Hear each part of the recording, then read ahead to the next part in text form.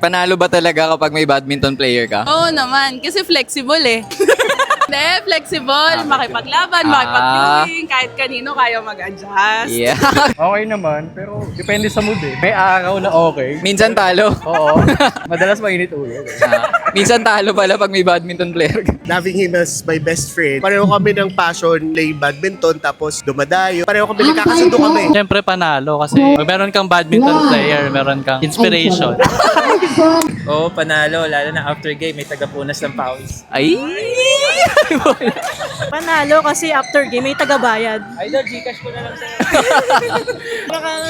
Uy, totoo? Thank you kay Boss Marlon tsaka kay Madam Marian. Tingin ko hindi eh. Na-realize ko parang ang dami ko palang mali.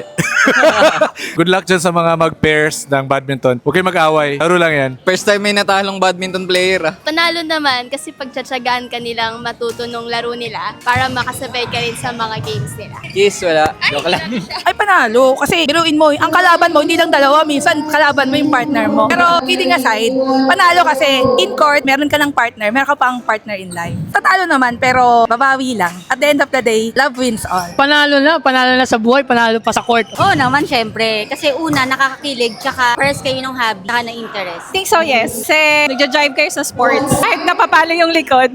Oo naman, kasi palong-palo. Wala siyang mako-comment.